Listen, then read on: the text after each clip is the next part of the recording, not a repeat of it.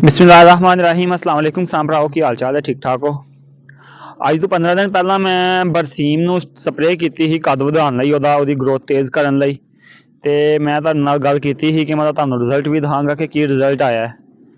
ਤੇ ਜੇ ਤੁਸੀਂ ਮੇਰੀ ਵੀਡੀਓ ਨਹੀਂ ਵੇਖੀ ਤੇ ਤੁਸੀਂ ਮੇਰੇ ਚੈਨਲ ਨੂੰ ਵਿਜ਼ਿਟ ਕਰਕੇ ਉਹ ਵੀਡੀਓ ਵੇਖ ਸਕਦੇ ਹੋ ਕਿ ਅੱਜ ਤੋਂ ਤਕਰੀਬਨ 15 ਦਿਨ ਪਹਿਲਾਂ ਹੀ ਮੈਂ ਸਪਰੇਅ ਕੀਤੀ ਸੀ ਤੇ ਅੱਜ ਤੁਹਾਨੂੰ ਉਹਦਾ ਰਿਜ਼ਲਟ ਦਿਖਾਉਣਾ ਵਾ ਕਿ ਕੀ ਰਿਜ਼ਲਟ ਹੈ।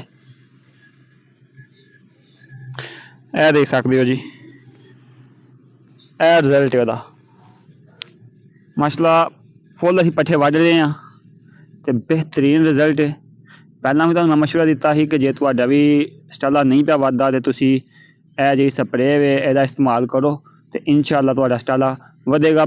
बशर्ते यह है कि तुहाडी जमीन में इन्नी कोई ताकत भी होनी चाहिए, है नहीं कि बिल्कुल नखाखरी जमीन होए घराट होए तो खुराक भी थल्ले फास्फोरस का भी इस्तेमाल ना किया तो फिर उस हिसाब नाल रिजल्ट कम आ सकते हैं।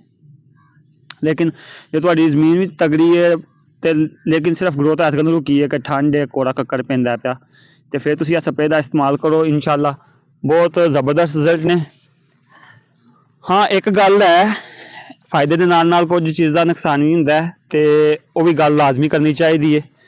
स्प्रे के नाल की है कि पैरों के बहुत विरले ने मेरे ख्याल नाल जेह्ड़े प्राइम टिलर ते जो स्प्रे पैंदी है तो सिर्फ वो ग्रोथ कर जाता है, बाकी थल्ले जिहड़ा बच्चा हुंदा है ਉਹਦੀ ग्रोथ नहीं हो पाती।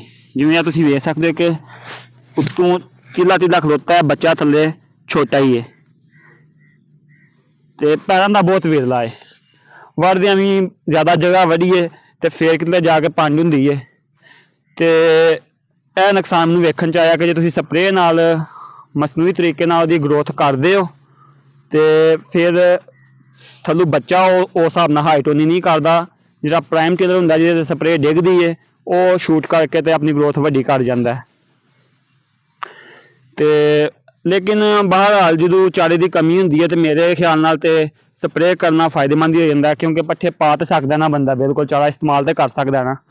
तो जे होण ही ना तो फिर इस्तेमाल कित्थों करने ने। तो जो चेतर आता है जो धुप्पा छुप्पा दिन खोलते हैं तो फिर थल्ला भी जो बच्चा भी वह भी चंगी तरह फुट पैंदा तो वह दिनों दिन फिर वधदा जांदा है। बाकी तुहाडे इस बारे की राय है, की मशवरा है, कमेंट करके जरूर दस्सिओ जे। तो वीडियो ज़्यादा तो ज़्यादा शेयर करो तो चैनल को सबसक्राइब करो। मिलते हैं अगली वीडियो च, उदों तक अल्लाह हाफिज़।